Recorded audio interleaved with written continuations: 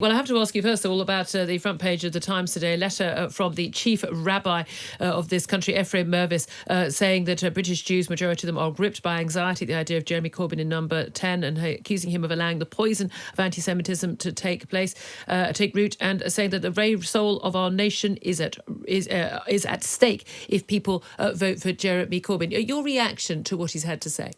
Well, it's an unprecedented intervention in a general election, and it's a truly terrible situation when the leader of Britain's Jewish community feels that he has to speak out in this way. Jeremy Corbyn's been warned about anti-Semitism at the heart of his party for years now, and the chief rabbi is confirming that Jeremy Corbyn just hasn't taken the action required.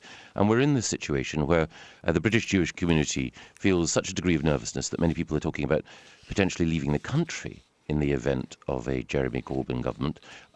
We always know that the health and the security of a Jewish community in any country is a sign of the health and security of that nation overall. And when our Jewish friends and neighbours feel like this, it's a terrible warning. Let's move on to what you're announcing today, and this is some calculations that your party, the Conservative Party, has looked at in terms of what it would cost, in terms of the cost of having two referendums if Jeremy Corbyn and the Labour Party are in power. They, of course, pledged to hold a second referendum on the European Union issue, but also at some point a second referendum on Scottish independence. The SNP have said in the event of a hung parliament and a coalition, it will be a requirement that it did take place in 2020. You've done some costings on this. Yes, it would cost £155 million. Now, I don't know many people who think that it would be a good idea to spend 2020 having two referendums, but that's what Jeremy Corbyn would be doing if he were Prime Minister. He's pledged to hold, as you say, another referendum on Brexit. In order to get into power, he'd do a deal with Nicola Sturgeon. She was on the telly last night making it clear that she'd want a referendum on Scotland. So as well as the paralysing uncertainty that both of those would generate, there's £155 million that could be spent on the NHS, on schools or elsewhere that would be spent on this absurd process. Might be a lot of people who said that'd be a very small price to pay for democracy if they wanted different outcomes from those referendums, and even those who didn't want different outcomes, just to put the matter to bed. I don't think anyone believes that the matter would be put to bed by having these referendums. Another referendum on Brexit would be deeply divisive. It would be saying to those who voted to leave in the first place, do you know what, we think you got it wrong. The clear inference from that is that those arguing for a second referendum think that those of us who voted leave were somehow foolish or misled. And a referendum on Scotland's place in the United Kingdom would raise many new questions about the health and the prosperity of the Scottish economy. Again, Nicola Sturgeon on the TV last night couldn't answer a series of questions about what would happen in an independent Scotland, and it would be hugely damaging for Scotland's economy to have the uncertainty of independence hanging over it. Let's talk about uncertainty in terms of who actually is going to be sorting the Conservative Party at this next election. The former Deputy Prime Minister himself, Lord Heseltine, sitting alongside some of these former Tory MPs who left the party over the issue of Remain, Dominic Grieve, Anne Milton and David Gauke at an event last night, has urged Tory voters to back the Liberal Democrats or an independent candidate in the next election. What's your reaction to that? Well, I've got great respect for Lord Heseltine in many ways. I mean, he was an outstanding part of Margaret Thatcher's government. But we know that on this one issue, Lord Heseltine has been a consistent opponent of Brexit. He's wanted to stop Brexit throughout his political career. Indeed, at one point, he was strongly urging us to enter the single European currency, the euro. So, we can all have one flaw, one error, one mistake, and I'm afraid that the tragic flaw in Michael Heseltine's political outlook is that he's such a strong supporter of European integration, and that runs counter to the majority of people in this country. Another person who has endorsed voting for another party other than the Tories is Stormzy. The singer has given his endorsement to Jeremy Corbyn, perhaps not a surprise, but he's also said today that Boris Johnson is a sinister man. Well, I think we again know that Stormzy, when he took to the stage at Glastonbury wearing a stab vest, I think he made clear what his political views were then. All I would say is that he's a far, far better rapper than he is political analyst. Let's also talk just finally about a new report from the Resolution Foundation, certainly a left-wing think tank, but they're saying that child poverty, they say, is at risk of rising to a 60-year high under a Conservative government because your manifesto retains existing benefit cuts. And the Labour Party have said they want to scrap your two-child limit on benefits, the bedroom tax, benefit cap and universal credit. And that basically your party, because you can continue particularly specifically with the benefit cap on families having more, if you have more than two children, whilst on benefits, if you choose to have more children, you will not get any extra money in terms of child benefit, that itself will push relative child poverty to a 60-year high. Is that something for you to reconsider in terms of policy? No, the best answer to poverty is a job. And we have, at the moment, record levels of employment in this country. We want to ensure that people earn more and work, which is why we'll increase the minimum wage. We want to make it easier for people to go to work, which is why we'll extend the provision of childcare.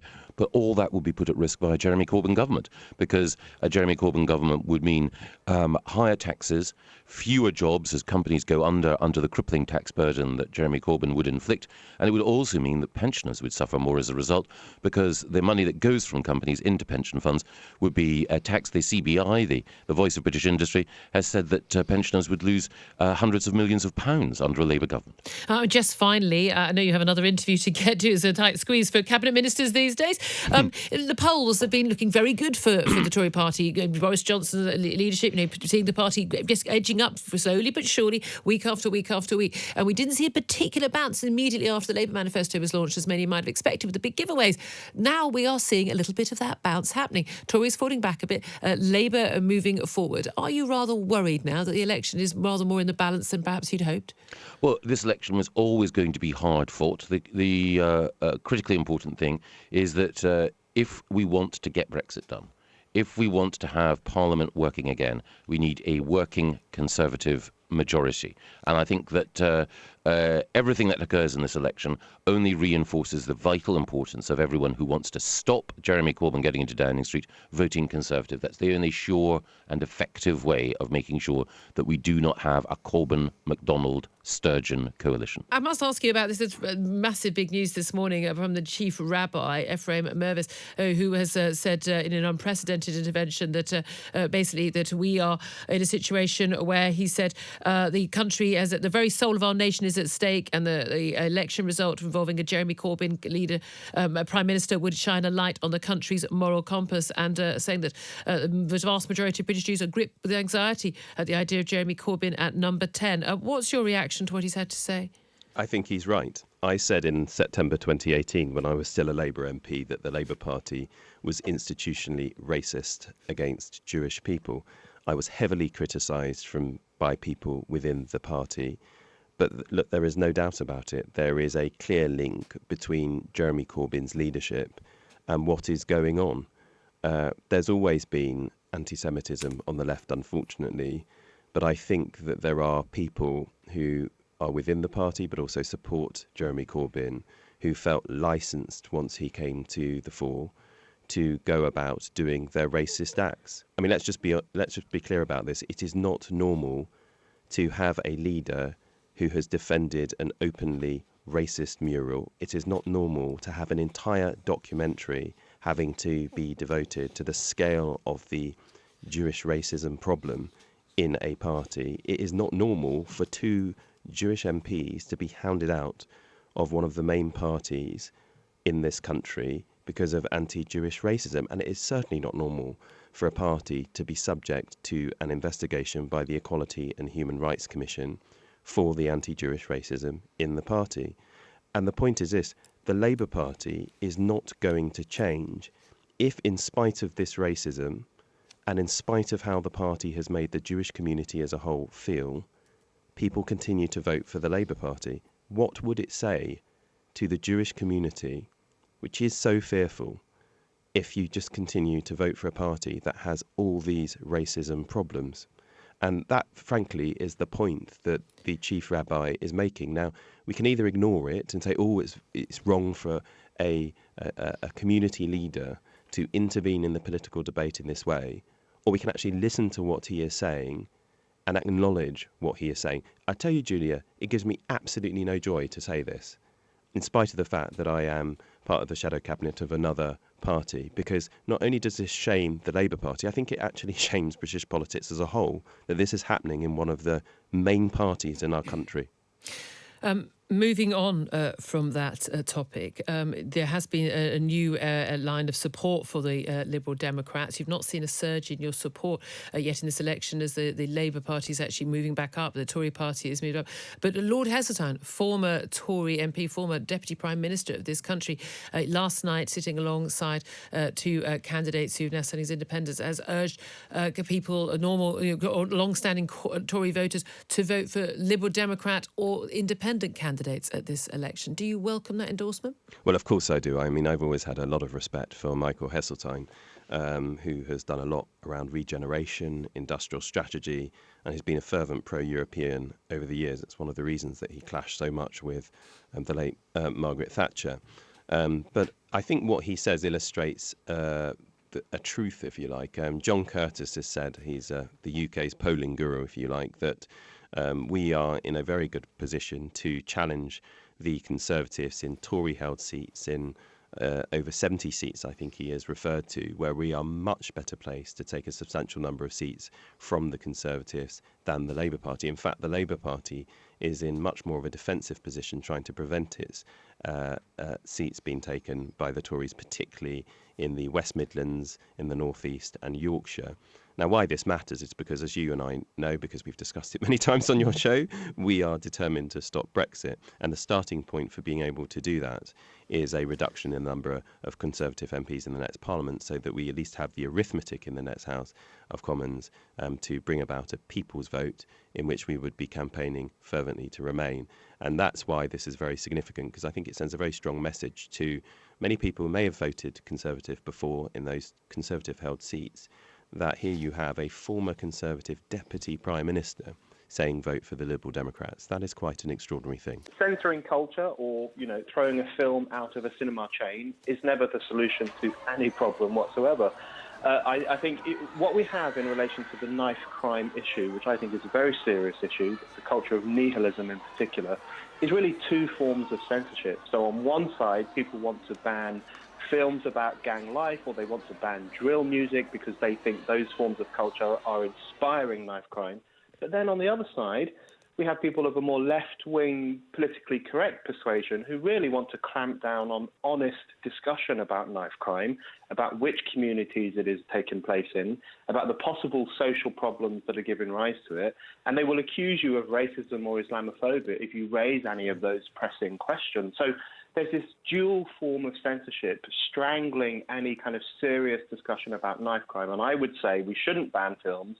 We also shouldn't ban really difficult discussion about the social constituencies in which knife crime is really taking place. But is this a ban on the film as such, as opposed to a cinema chain saying, an awful lot of the time when this film is showing, we are attracting a group of people who are showing a significant higher degree of violence and intimidating and violent behaviour than we're getting for any other film, e.g. Frozen 2, the other big film out at the moment. And therefore, we just don't want the trouble. We don't want our staff to have to put up with it. We don't want other cinemas to have to put up with it. We may actually see other cinema goers saying, look, we're not going to go to the cinema if this gang film Blue Story is on, because we're worried about the other people there. Isn't it actually a reasonable concern to just say, look, this is too high risk for us? We're quite happy for people to see this film. We just don't want them to see it here. I'm just increasingly nervous about the way in which private companies are increasingly taking on the burden of censorship. So we have View Cinemas. Now, View Cinemas is at liberty to show whatever films it wants to show and to not show whatever films it wants to show. That's the nature of being a private company with that choice. But I think it would set a dangerous precedent. And we've seen private companies, particularly social media, using their power and, in some cases, their monopoly on public discussion to control what can and cannot be said. So I actually sympathise with View Cinema because I didn't realise until I read some of the reports in more depth that there have been a series of incidents at this film. So there is a problem. But I would err on the side of the cinema staff having to maybe take special measures or intervene, of course, when there is trouble, rather than setting the precedent. I mean, this is like the sort of, I think we were talking a bit earlier about this, and I think, the door policy people, nightclubs have, like, no, you're a group of 10 lads, unless you're with women, you're not coming in. Now, that seems very unreasonable on the basis of, though, if you have worked as a bouncer at a nightclub for many years, you might know that a group of 10 lads might be more of a problem than a group of 10 couples, or in fact, I think a lot of them now ban women, large groups of women as well. We're just as bad. But actually, it's just looking at, the risks involved. And if again and again and again, unprecedentedly, they are seeing violence. And this film, although there's nothing wrong with the film, by all accounts, it's a very good film, and it's not in any way, as I say, glorifying gang culture, that it's attracting the wrong crowd to the cinema.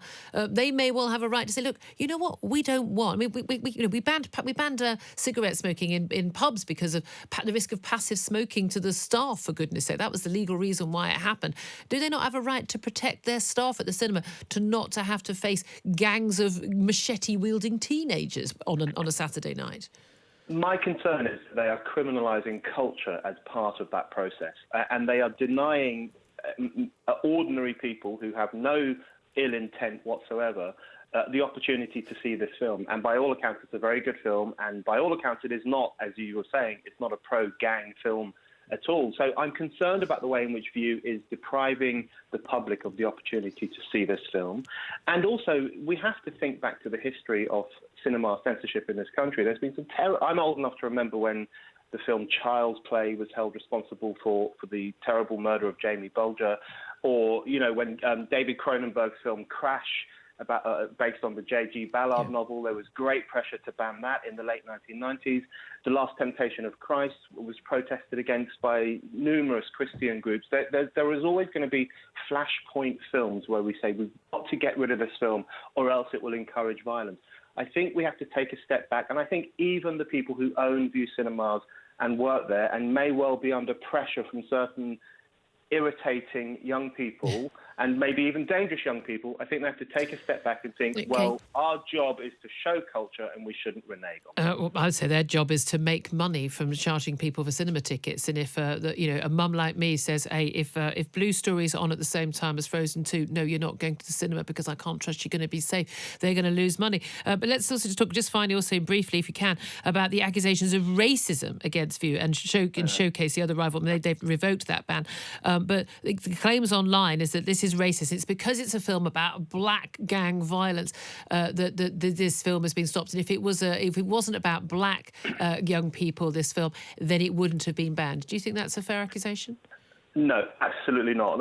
I would definitely draw the line at criticising View on the basis that they've been racist. And the way in which this accusation of racism gets bandied around these days is so ridiculous and frustrating. And it's actually one of the barriers to having an honest discussion about knife crime. It's almost as if people elevate the need to defend political correctness above the need to talk about why some communities are experiencing this terrible problem and what we might do about it. So the racism thing I don't accept at all. I also think it's hilarious that some leftists who agitate for censorship all the time, particularly on campuses and particularly on social media, are now up in arms over View's censorship of this film, and they need to realise that the free speech case demands consistency. You need to defend freedom of speech for everyone, if you like them or if you don't like them. Brendan O'Neill, thank you very much indeed for joining us, editor of Spiked Online.